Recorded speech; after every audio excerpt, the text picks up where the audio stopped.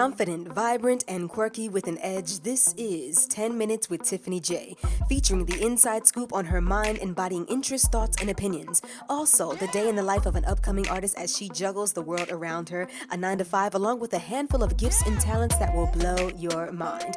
All things Tiffany Jaye on her website at www.misstiffanyjaye.com. Now, let's get into the show.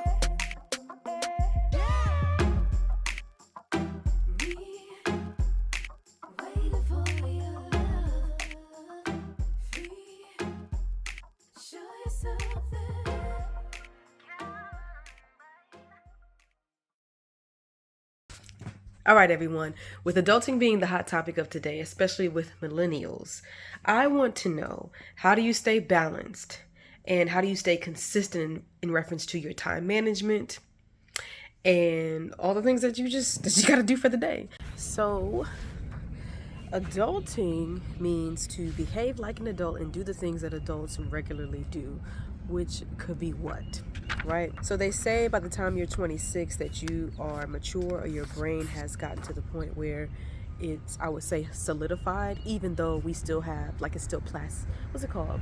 Is it plasticity? Like, your brain is still able to, like, be able to morph and form in the way that you choose. But 26 is the time where you're like, okay, it's pretty much where it's supposed to be. All right, so you're in college, or you're in school, let's say middle, high, and then you go to school or secondary school as far as like master's or getting your PhD. And in that particular setting, right, everything is already planned and mapped out for you. And so you have an idea of what to expect, where to go, and you also get graded. But then after school, there are no particular like plans, unless maybe you fall right into the job or the niche that you want to do for your life, and then you follow on that track or that path. But a lot of us, sometimes we struggle because things can happen to us. For example, as far as running your finances, running a household, managing your finances, I should say, running a household, what to do when a crisis hits, such as if you happen to get laid off, you lose your job, if there's birth, if there's death, you become a power of attorney over someone in your family, if there's divorce, if you get married and you're just like, well, what do I do? How do I begin to play my role as far as husband or wife? What about jury duty and how to navigate that? Where do you go to get important documents? Where's your Social Security office in your town? Or where do you get your birth certificate? Things like that. What do you do if your car gets repossessed? These are just a number of things. Not that these have all happened to me, but these are just things that I just came up with the top of my head. And so with all these things, they can wear on a person, whether you live a 9 to 5 or whether you have a flexible schedule because you're an entrepreneur, or whether you travel. There's a lot to manage here. And when you are, let's say, of your first 26 years of life, because you are in school, when you have a particular pattern, then all of a sudden it has to shift and change.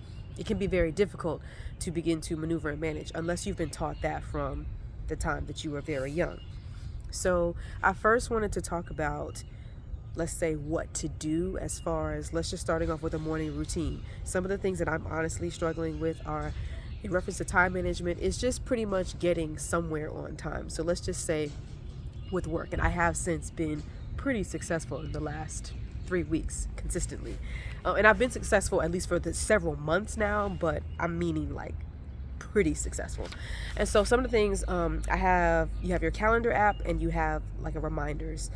Well, first I wanted to say, in reference to your calendar, everyone should have some kind of place where you are jotting down the things that you need to book for the day, right? Whether it is just a piece of paper, whether it is an actual old school calendar, whether it's a notepad, a planner, or whether you're using your phone.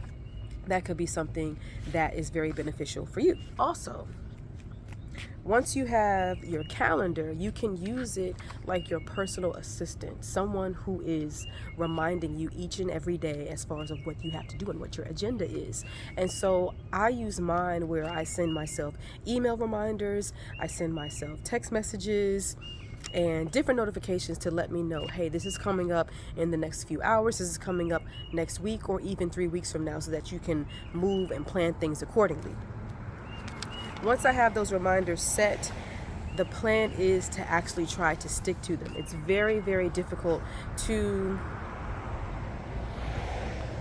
have a successful, let's say, career, a successful, like running a successful household, and having people be able to depend on you if you cannot rely on yourself and keep to your word. So the first thing in reference to morning routines, one thing that I've done is with my reminders, I break my things down. What I love about my job is we have like opening and closing duties. I talked about this in one of my other podcasts, and it really helps me. Sometimes people need to be micromanaged, and sometimes in certain areas they don't. Before having a child, I've been able to kind of fly by the seat of my pants, and the appearance would look like, oh, she's got it together. But then once you have something as inconsistent, I would say, as a child, until you get them on a routine, it can be very nerve-wracking if you don't have a routine yourself.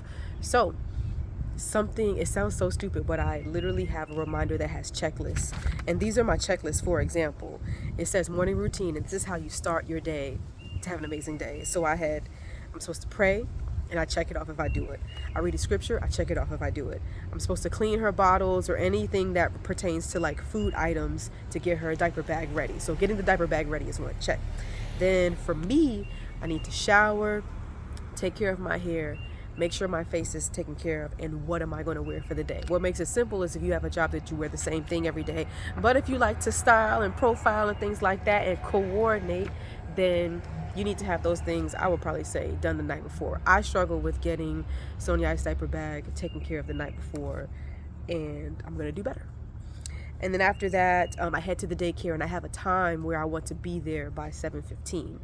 I might get it every other week as far as getting there at 7:15. I've been struggling, but I do leave the house by about 7:25, 7:30.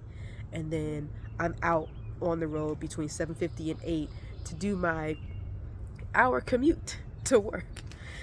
And so the good thing is sometimes when life really tries you or stretches you to the max, when life does that, it really gives you an opportunity to dig deep within so that you can be your best self for when life does ease up on the pedal, if that makes sense. And so, yeah, I just wanted to talk about that for right now. As far as a morning routine, I'll let you guys know how I'm doing with that. I have been pretty consistent with it, but I'd like to do better as far as getting my nighttime set up so that I can be even more successful in the daytime. It would be great if I had all my clothes laid out. It would be great if all of her things were cleaned. We typically, and I will do nighttime routine later, but we typically shut everything down by 9 o'clock. I want to have her eating her last meal or bottle or warm milk by 8:30, and then somewhere between that next hour and a half, we're doing bath, getting her hair together, finding clothes, and maybe reading some books, and maybe watching, like a Miss Rachel, Gracie's Corner, what's the other one? Coco Melon, any of those things, and then we try to make sure that we go to sleep. Sometimes when kids get sick or ear infections or whatever the case, they're teething, those things throw you off, and that's when you have a hard stop on what your routine is, it can really help you to stay on track. Don't be discouraged if you do get off track. It's okay. Oh, last but not least, you have your calendar. So we are social beings. We love to enjoy ourselves and have a really good time and hang out. One thing that can really mess you up is if you overbook yourself. Don't feel like you're missing out and thinking that you have to be everywhere. You don't have to be everywhere. It gives yourself and the people an opportunity to miss you, so that when they do see you again, your presence can actually be a real present. So keeping that in mind, let's have a calendar. Let's stick to it. Let's figure out what our routines are going to be, whether they're morning, noon, or night. And then just stay positive and upbeat so that you can be successful for your day. Thank you guys, and I hope that this helped you a lot. That was another edition of 10 Minutes with Tiffany Jaye. I hope you all enjoyed yourselves. I know I did. Now you can get more episodes on my website at www.misstiffanyjaye.com. But don't stop there. Hop on over to the music tab and check out your favorite Tiffany Jaye record, starting with my latest singles, Work For It and Callin' Me, which is on all digital platforms. Also with a bomb video showcase on YouTube featuring the Queen City, Charlotte, North Carolina.